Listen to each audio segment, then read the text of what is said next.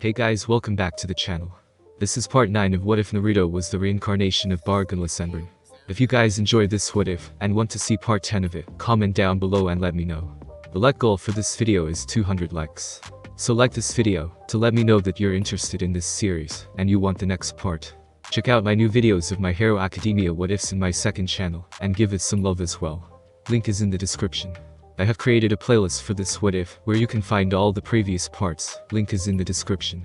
And go ahead and check out other what ifs in the channel. Before we start, please do support for more awesome content. Don't forget to subscribe and leave a like, and also share this video with your friends. So let's start this video. 2 weeks later. At the now completed bridge. You really have to go, huh? Asked Tazuna with all the people there to bid them farewell. We have to get back to the Hokage and give our report now that the bridge is completed along with our mission, answered Anko with Tazuna nodding. Sorry about lying to you guys regarding my protection detail, replied Tazuna while he scratched the back of his head. Maybe if you cut back on drinking, you wouldn't have that problem, offered Tsunami with Tazuna looking like he was ready to die at the notion he should quit drinking. Why do you have to be so mean? Asked Tazuna with tears running down his eyes. You're going to visit, right? Asked Inari with Naruto smirking before putting his hand on the boy and ruffling his hair. Of course. I want to see how strong you've become in my absence, Inari. That and your grandfather has a hefty bill to pay our village, answered Naruto with Tazuna looking deflated at hearing those words. I knew it, mumbled Tazuna with the group of Konoha shinobi letting out a chuckle. Where's Zabuza and that Haku girl? Did they leave already? Asked Tsunami since she had been told what happened on the bridge by Naruto and Anko. Nah.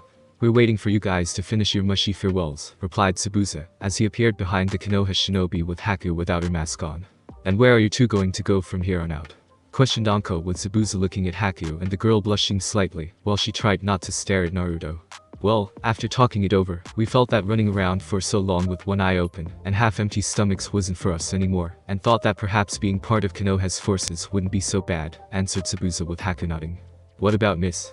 Rumor has it, you tried to oust the Mizukage, and wanted to take over in his place without the needless killing of those with bloodlines, questioned Anko with Zabuza shrugging. At one point I did, but as strong as I am right now, I'm not Cage material, or even at the level of Cage, so someone could easily take me out. Besides, I know the current leader of the rebels in Water Country is way stronger than me, and she's more suited to leading Mist once Yagura is taken down, answered Zabuza with Naruto thinking things over in his head. Perhaps, Konoha can work something out in aiding the rebels so you can participate in the war and help this individual take over as the new Mizukage. Questioned Naruto with Zabuza nodding in agreement since that would work. That is if the current Hokage will accept us. Haku wouldn't have a problem since she isn't an official shinobi, and her bloodline is something to behold too, replied Zabuza with Haku blushing slightly, as all eyes looked at her, and dared not look Naruto in the eyes. I can vouch for Haku-san on that last part. Her manipulating of water and turning it into ice is very impressive. It's quite similar to the second Hokage's own water manipulating abilities, replied Shino, knowing that having the support of one of the clan heirs of a well-respected clan like the Aburame clan would go a long way. The current Hokage is my godmother, so vouching for you with Shino's help shouldn't make things too difficult. However, I should warn you that the last Uchiha will no doubt set his sights on Haku, and use his clan status to arrange some kind of marriage between the two. As it stands, I can offer Haku protection under my clan, and even stay with me until she finds a suitable home for herself. But the same cannot be said for you Zabuza, since the protection clause only applies to those with bloodlines, since Konoha loves them, just as much as Mist hates them with a passion, added Naruto with Haku looking at the man, who trained. And raised her since finding her eating scraps out of the garbage. I can live with that. Besides, Haku needs to start her own life, and can't always follow me around like a servant or something else, answered Zabuza much to Haku's shock. But Zabuza-sama, protested Haku, but Zabuza shook his head, and looked at the girl right in the eyes. I know I called you a tool in the past Haku, and for a while I believed it was the truth. It's not. The truth is, I've come to see you as the daughter I always wanted. If you don't use this chance to be dependent on yourself, chances are you'll never be able to stand on your own 2 feet, and we both know I won't live forever. What will happen when I'm dead? You have to live your life away from my influence, and being with the Gaki here is the way to do it. Even if we don't live under the same roof, it doesn't mean we still can't work together on missions when needed, said Zabuza with Haku nodding before she hugged him, and the man sighed. Thank you Zabuza-sama, replied Haku with a smile and tears running down her face. Yeah, I know. Okay, enough of the mushy stuff Haku. I have a reputation to uphold, exclaimed Zabuza while prying the girl off. I believe this is what Kiba often refers to as blackmail material, correct? Questioned Shino to Naruto in a whispered tone. Yes. Yes it is. Just be sure to know when to use it when the time is right, replied Naruto in an equally whispered tone. I heard that. exclaimed Zabuza while glaring at the two genin. Alright, time to go home to Konoha. Say Naruto, is it safe for all of us to go through that garganta thing you can do? Questioned Anko with Naruto nodding. It is. I could have done back in Konoha to get to Wave Country, but I think the old man here would have had a heart attack, and I'm not really sure how they will feel about it, answered Naruto, while pointing to the two new additions to the group. I'm not that old, mumbled Tazuna with everyone giving him a pointed look that said, yes you are. Before focusing back to the means of getting to Konoha. What is this garganta? I've never heard of it, questioned Zabuza with Naruto smirking at him, and then the boy looked at Anko currently smirking too. You could say it's new, but it is reliable. Though I should warn you, it can be a bit scary to first-timers, answered Naruto with a grin with Anko smirking and trying to hold back her laughter, since she knew what he was referring to regarding the means of transport. Hell, she damn near pissed her panties when she chose to wear them, the one time that Naruto used it to get the two of them over to the Namikaze estates, so his parents could look over the curse seal on the back of her neck. It had been shortly after his parents had been brought back to life, and Tsunade had been put into office as the new Hokage. The boy's godmother had been going over things about the village's state of affairs when it was run by her former sensei, and came across Orochimaru's history in trying to make the curse seal, with Anko being the only survivor of the very first prototype. The curse seal wasn't active, but the mark itself combined with the woman's history with Orochimaru, and why she left with no memory of past events leading up to her leaving him, had left the village despising the special Jonin now turned Jonin sensei, almost as much as they had hated Naruto. The female Hokage had summoned Anko to her office shortly before summoning Naruto, and told him about the situation regarding the curse seal. Tsunade figured that if anyone could provide a way out for Anko in getting the snake child loving, in a bad kind of way, mark off of her, it would be Naruto, his father, and his mother too, since all three of them were basically seal masters of the highest level. Sure enough, the three Reincarnations of the Namikaze household had figured out what to do with Anko's curse seal, and determined that the curse seal had Orochimaru's chakra mixed with a portion of his very soul in it, to allow the snake to leap from body to body when needed. They were able to purge Orochimaru's curse seal from her body, using one of the various Uzumaki clan seals, held within the vault of the Namikaze estates, that was designed to remove any form of corrupted chakra from the chakra network, without killing the person wearing it. Which was soon followed by Naruto devouring that part of Orochimaru's soul, and incidentally unlocking the woman's past memories of how she escaped her former teacher's hold. As it turned out, Orochimaru did not abandon her, but rather Anko had denounced him, and refused to follow through with his twisted plans. The Sannin altered her memory of the events into making Anko believe otherwise, and from that moment on a great weight had been lifted off the special Jonin's shoulders. It was actually through this initial course of action that led Anko to becoming Naruto's Jonin sensei, when the Genin teams were being formed and agreed almost instantly when Tsunade made the offer to her first before anyone else. In fact, Anko has nearly screamed out yes the moment she heard Naruto's name right off the bat, and promised to teach whoever she had to so long as Naruto was on the team. We can take it, spoke Zabuza confidently with Haku nodding. Okay. But don't say I didn't warn you, replied Naruto before he focused on opening the garganta behind Zabuza and Haku, with the result being a disturbingly high shriek of the girlishly high proportions being heard for miles. And yet the most disturbing thing about this girly shriek made for all to hear, was that it did not come from Haku. That was very unmanly, thought Shino with a raised eyebrow. Okay.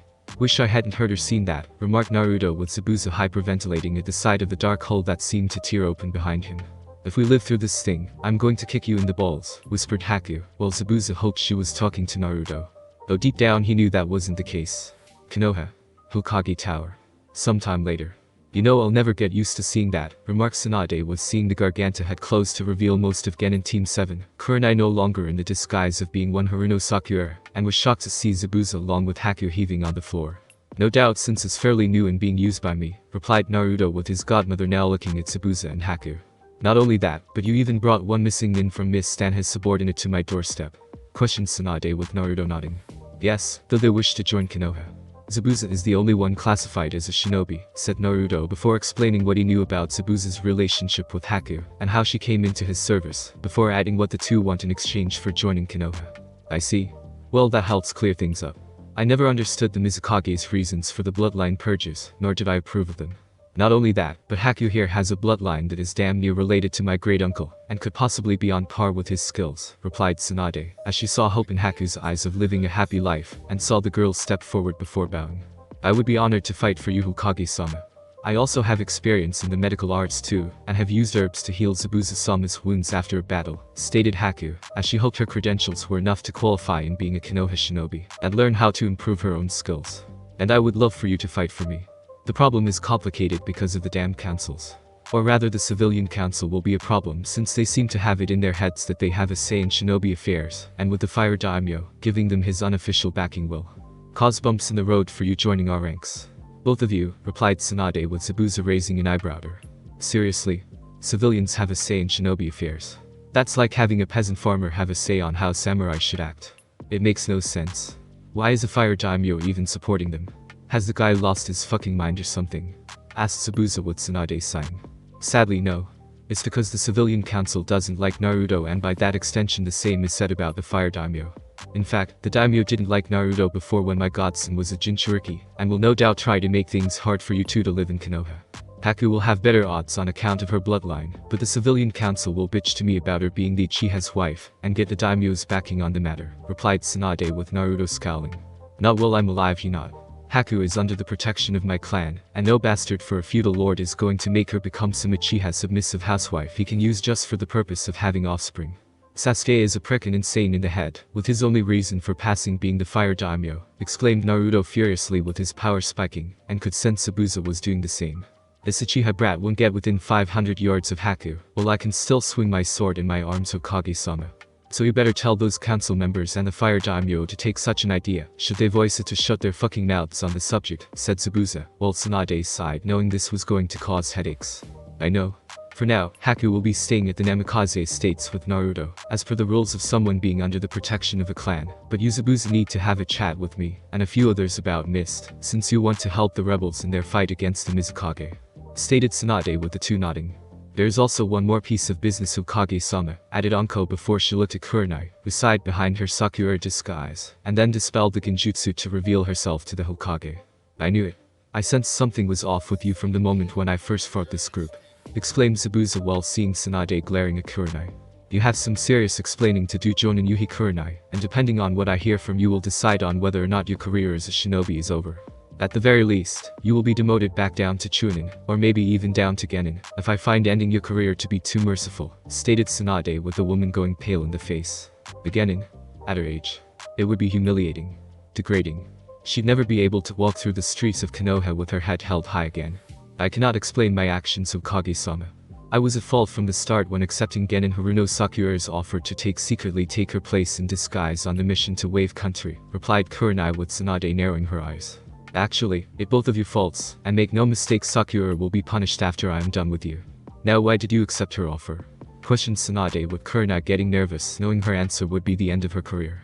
She wanted to kill Naruto in secret, Hokage-sama, answered Anko for her friend with Tsunade's eyes widening in shock before narrowing dangerously.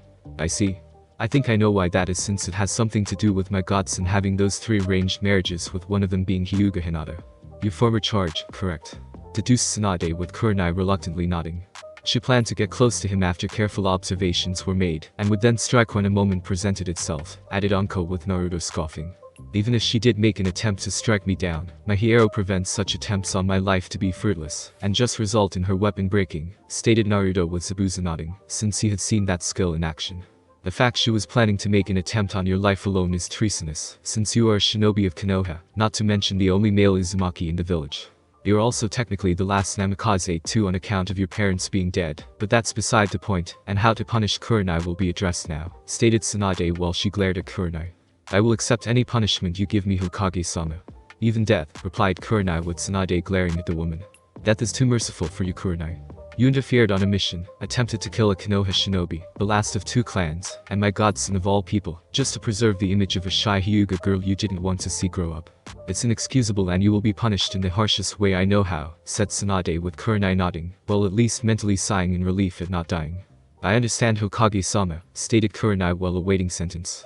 Yuhi Kurenai, for your actions against Namikaze Uzumaki Naruto, I hereby order your shinobi license be revoked in its entirety, and sentence you to living the rest of your life as the servant of the shinobi you tried to kill. You will be given a seal that binds you to the clan, Naruto, and his family, while still keeping your abilities as a shinobi to further defend the family from harm. Commanded Tsunade with Kurenai looking like she had just been told that the Kyuubi had somehow manifested itself and was being offered as a sacrifice to the Biju. Wow. That's harsh, mumbled Zabuza with Kurenai looking ready to faint. How deliciously evil. I could get Kurenai a sexy maid outfit and convince Naruto to have her wear it. Thought Anko while perverted ideas ran through her head, and planned to make things more exciting around the Namikaze home. When you aren't taking orders from Naruto, his parents can in his place, but you will ultimately answer to him, and him alone. His wives will have the power to order you around too, but they can't give you orders that will supersede his own, added Tsunade with Kurenai struggling to stand. This can't be happening, thought Kurenai before she looked behind her at Naruto, and saw his eyes looking direct at her. All they revealed to Kurenai was that the now former Kunoichi was going to have one hell of a job keeping that boy happy while under his employ. Kurenai fidgeted in front of her new master. The realization and humiliation from the fact what had befallen her had reached the deepest recesses of the brain. After hearing what Tsunade decided would be her punishment for the action she took against Naruto, the former Kunoichi of Konoha was taken to the T&I department by her now former friend Anko, and it was clear that Naruto's Jonin-sensei was enjoying this way too much. How did Kurenai know this? The former student of Orochimaru kept talking about how Naruto should probably have her wearing the sexiest maid outfit on the S&M market that would do little in hiding his new servant's body to everyone with fully functioning eyes. It made Kurenai shiver when Anko said that, and again when entering the room where one Marino Ibiki was waiting, since he had been given a heads up in advance by Tsunade. The scarred man, who was essentially Anko's boss at the T&I, explained to Kurenai the rules and procedures regarding her new life in being a servant. Kurenai simply nodded in understanding, but her mind had been on autopilot the whole time, as she could barely comprehend what had happened to her life, and where it was now headed. The mark that would symbolize Kurenai's new life was a seal placed on her shoulder, not unlike where Anko's curse seal had been on her body, and a drop of blood provided by Naruto, who she later learned had kept hidden in the shadows the whole time, bound her to the red-haired boy. It was only when she had arrived at the Namikaze estates, in the presence of Namikaze Minato, his wife Kushina, and their son, and her new master, that she fully understood what had happened. She was a servant to the boy she hated, that she had tried to get close to in order to kill later, when the opportunity had presented itself during her unauthorized leave to Wave Country, while impersonating a genin. Looking at the three individuals she now stood in front of, Kurenai saw one blushing while trying to glare at her with anger, one was seething with hate for multiple reasons, and one kept his face impassive while being unreadable, with the boy being the latter of them all. Kushina was the seething one. "Am I to your liking, Naruto-sama?" asked Kurenai nervously while standing in front of her master, as she was in her new attire in the form of a maid, which as she feared, had been provided by Anko, and was watching from behind them with a smirk on her face. "It is acceptable, Kurenai." "For now," replied Naruto, as he looked from Kurenai to Anko, and saw the woman grin at him like she was saying you're welcome. For providing the clothing. She should be aged to that of an old woman, and made to work her old bones to dust, offered Kushina, as she saw the woman's figure was indeed amazing, and would no doubt inspire lust to rise one day within her son. And possibly her husband. Something she would not allow no either front. "Sure. Ruin my fun," whispered Anko while pouting, but the glare Kushina shot her way shut her up, and whistled nonchalantly. "In any case, some new servant-based clothing will be provided for future use, since the clothing that Anko had provided will no doubt cause distractions," commented Naruto, though he had to admit, if only to himself, the outfit was sexy, and it did take effort to hold back the blush that wanted to manifest itself. He may be mature beyond his years now, thanks to everything that had happened to him recently, but his body was still in the developing and growing stages that all boys go through. "Thank you, Naruto-sama," replied Kurenai, while inside she felt part of her seething at being in this situation. The seal along her right shoulder began to burn slightly. A simple means to enforcing the fact that any negative thoughts towards her master would not be tolerated. The more she felt angry because of Naruto, the greater the burning pain would become, and was meant to enforce positive thoughts. Granted, she would have to think positive thoughts about her new master, but that was her choice, and Kurenai decided to stay neutral at this point. She could withstand a little pain if a few negative ones came along. Your list of duties here will be short yet simple. Mornings will involve waking me up, my parents, and preparing breakfast for us. There will be times when making lunch and dinner will be expected, at times when ordered by either of us. Cleaning and maintenance of the house will be done daily or every other day when allowed.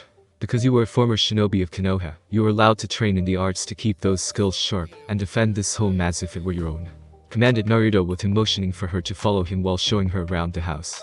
"Yes, Naruto-sama," replied Kurenai while watching Walk with a purpose, and it actually took a bit of effort to keep up with his stride to ensure she didn't get too far behind him. "When I am not around, my parents will be in charge, even Haku if she wishes to use your services for something, and my future wives. However, none of their orders they give can override mine, and in the event they are not around either, I expect your time being autonomous to be used wisely," explained Naruto, with Kurenai nodding while processing this information quickly, since it was clear to her that acting like a sniveling incompetent maid was not tolerated. "How much freedom do I have outside of this house, Naruto-sama?" asked Kurenai while sensing both the boy's parents walking behind her and watching with cautious eyes. "You will be allowed to see friends and family, of course, provided you still have any of the latter or the former that are concerned about your new position in life. Your clothing will be of a servant and maid-based attire. You will not hide it. You will not deny it. If asked about your current situation, you will answer truthfully on why and how it came to pass. If you lie or twist the truth about something in any way possible, the seal on your shoulder will burn painfully in that general area, and won't stop hurting you until the truth is admitted. Explained Naruto further, with Kurenai's eyes widening in shock and a little bit of horror at the implications. Does this pertain to how I became your servant or to any and all things in general about myself? Asked Kurenai curiously. All things in general about yourself if asked. Though there is a security measure in place to prevent anyone from asking about my abilities or those close to me that will tolerate you lying. However, that feature will only act in the event that you have to lie in order to protect the secrets of myself, my parents, my wives, and anyone else within this family. Answered Naruto while Kurenai shivered in fear, while Anko was grinning viciously at her, while walking beside the boy's parents. What about relationships? Will I be allowed to have one? Asked Kurenai, as she was hoping to have some kind of relationship in the future with a man. Until I say otherwise, my answer is no. Answered Naruto, with Kurenai clenched her hands and fought back the pain in palms that was matched by the mark on her back now burning with an intense heat. How can you be so cruel and deny me that? Demanded Kurenai while fighting the pain in her shoulder when it spiked further. Cruel? Cruel? You wish to talk to me about cruelty? You are lucky I let you live past today. You are lucky I do not age you to that of an old woman who has mere days, if not hours, to live, and cut your life expectancy short. You are lucky the Hokage placed you as my servant and did not execute you or send you to prison. A prison that is currently well stocked with prisoners who would enjoy making your life miserable and hell on earth just for being a former leaf Kunoichi. At least with me, there is a roof over your head, there is food for you to eat, clothing to wear, and you can see your friends every so often when your duties within this house are finished for the day. So what if I am denying you a chance of a romantic life? Would you prefer to be stripped of everything you now have on you and live on the street? Because that's still a possible avenue for you to take if your heart desires that life, answered Naruto, with Kurenai looking at him in shock. Maybe I do wish for it. I could always go back to being a loyal Konoha shinobi if that happened, replied Kurenai, with Naruto laughing at her like she just said something very funny. Do you think the Hokage is going to let you back into the ranks? After what you did? Your assets have been absorbed into my family's holdings. I own them all. You would have your chakra sealed off and your memories wiped. At best, you would find yourself one day waking up to find yourself living a life as a poor civilian woman with a mediocre job, and everyone you ever knew was forbidden to be your friend, answered Naruto, with Kurenai's eyes widening in horror. She wouldn't do that. My skills in genjutsu are second to none outside of the Uchiha clan. Not even the Hokage herself would cast me aside like that, replied Kurenai, with Naruto's eyes narrowing at her. For me, my godmother would turn this village into a crater and fill it with the bodies of those of every person in it that wronged her godson. You think the Hokage cares about you and your talents in genjutsu? There are countless people with powerful bloodlines throughout the world who are either immune to genjutsu or capable of dispelling with ease. Don't forget the Kurama clan has a girl my age with skills in genjutsu that go way beyond anything you can do. I believe you know her and have history with the girl in question, answered Naruto, with Kurenai's face going deathly pale. Ikumo, whispered Kurenai, as she had tried to teach the girl at first, but had problems in terms of muscle problems, and had to have the girl's powers in genjutsu sealed away with the third Hokage's approval, after Ikumo refused to stop learning. That's correct. My parents are even going to take a look at her seal soon, since they have been going over the Shodaime Hokage's past decisions in certain matters to correct them. I have a sneaking suspicion that seal did more than just seal away her powers. In fact, after speaking with her uncle, the current clan head, my parents suspect that the seal is either faulty, or it was meant to slowly make her spiral out of control with the right push, explained Naruto, with Kurenai not liking that one bit. She had her powers sealed away for a reason. Her genjutsu is so powerful it can hurt people physically as well as mentally, explained Kurenai before she fell to the ground in pain and grabbed the seal, causing it. Was this what Unko felt with Orochimaru's curse seal?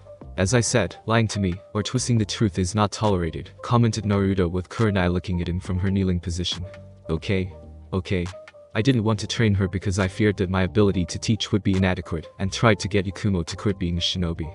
She refused and I went to the Shodaime Hokage to fix the problem, answered Kurenai, and the burning on her shoulder stopped. It wasn't your ability to train her in genjutsu that was inadequate. It was your confidence and good judgment, coldly remarked Naruto before he walked on, and Kurenai struggled for a second to stand to follow. All the same, Naruto-sama, her muscles are very weak, and physically she doesn't meet the qualifications for being a shinobi, said Kurenai, while Naruto turned slightly, and he scowled at her like she was an idiot. Perhaps the seal that restricts Ikumo's powers also weakens her body. Did it ever occur to you that the Shodaime Hokage, much less Jiraiya of the Sannin, were less than trustworthy, and should be approached with caution? That you should focus on her weaknesses rather than strength by finding her a teacher capable of helping Ikumo in such an area? Questioned Naruto, with Kurenai looking away in shame. I didn't think it mattered, answered Kurenai with shame in her voice. Like I said before, it was your good judgment and confidence that was inadequate, said Naruto with him going to a room that was of moderate size and had a bed. Is this my room? Questioned Kurenai with Naruto nodding. Be glad you get something of this size at all. If it were up to me, you would live outside in a cardboard box, and wouldn't be let in the house if it rained, remarked Kushina while Minato looking over at her for a moment and put a hand on his wife's shoulder. Come on Kushina. Let Naruto do what he feels is right. She belongs to him, so what size room she gets while living here is entirely at his discretion, said Minato with Kushina letting out a huff. Fine. But if you so much as look her in any way I dislike, you're sleeping face first on the ground with gravity seals, threatened Kushina with Minato not liking that idea one bit. Especially if he suddenly had to go to the bathroom in the middle of the night. I will leave you to get settled into your new role. I expect you to start performing your assigned duties within the hour. I have business to attend to elsewhere, replied Naruto before he left Kurenai with his parents soon following. Leaving Kurenai with Anko. I'm almost jealous of you, remarked Anko while leaning against the door and smirked at Kurenai. Jealous? In what way? Demanded Kurenai with Anko giggling perversely. Really? Are you that prude? Come on Kurenai-chan. Live a little.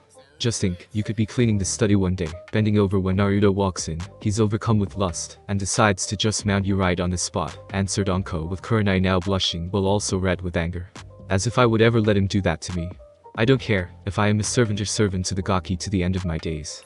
I'd sooner slit my throat than let him touch my body, exclaimed Kurenai with Anko letting out a small sigh of disappointment at her friend's words, and it showed in her eyes too.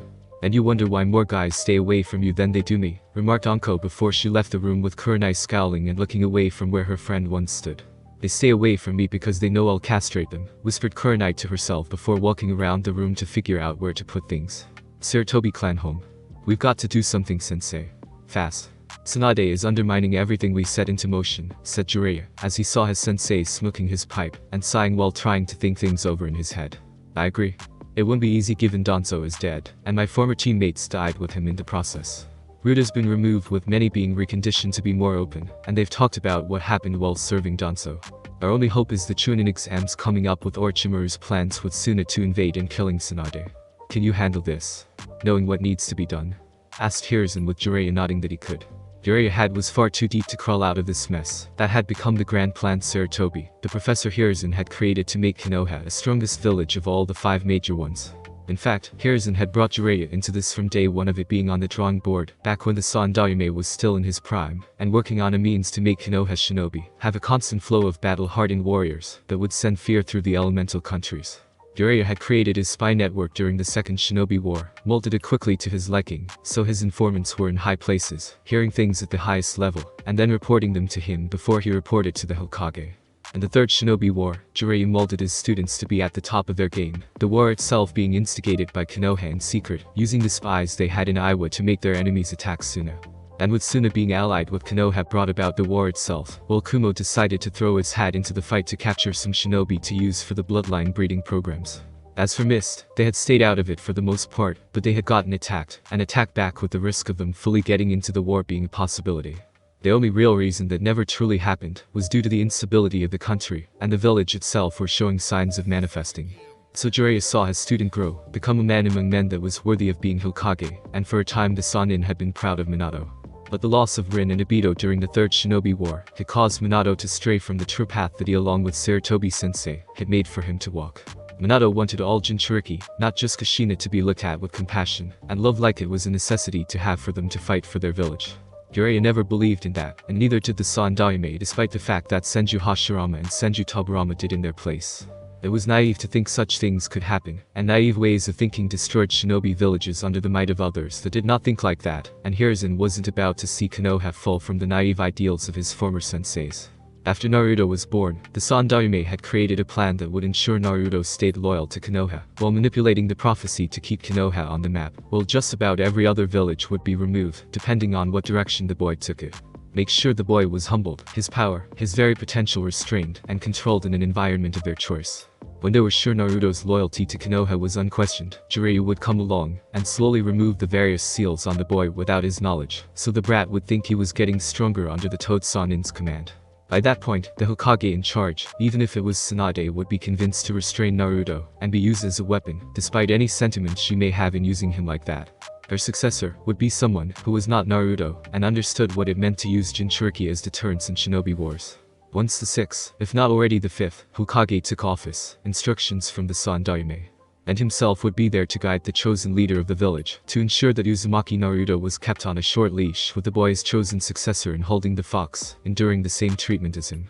Naturally, it would have to be Naruto's offspring, if not his offspring's offspring, given how the Uzumaki bloodline allowed for much longer lasting life than normal people, and a team be on standby to remove them from the new Jinchuriki's life.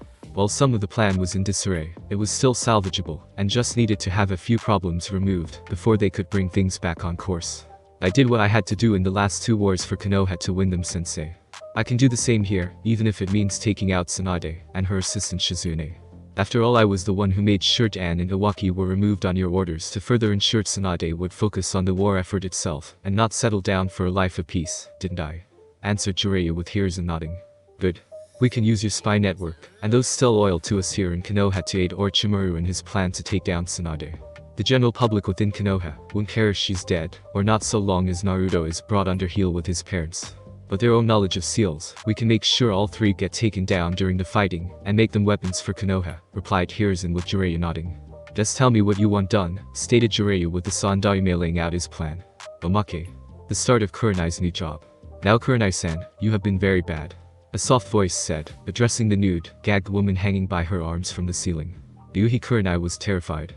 She'd seen a horny Anko, she has seen Kakashi going through Icha withdrawal, and the infamous unbreakable guy League Genjutsu without excessive mental scars. She'd even had a punishment session with Kushina when the woman had heard she tried to kill her son, and even the 13-inch strap on the angry red-headed Uzumaki female had used on her after entering the house hadn't traumatized her like this. A small hand gently caressed her rear, bright red from the thorough spanking it had just received from a wooden paddle. Have you learned your lesson yet? The voice asked. Hope blossomed in Kurenai's heart, only to be crushed by its next words. No, I don't think you have. The crack of a whip was heard, and the voice turned colder. 20 lashes on the back, then I'll do the front. Yes. From the breasts down to your pussy.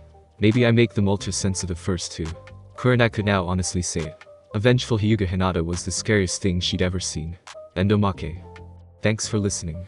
I do hope you enjoyed. If you want a next part of this video, like, subscribe, and comment down below, and turn on that bell notification, and also check out the other videos that I have created, and enjoy. See you in the next video.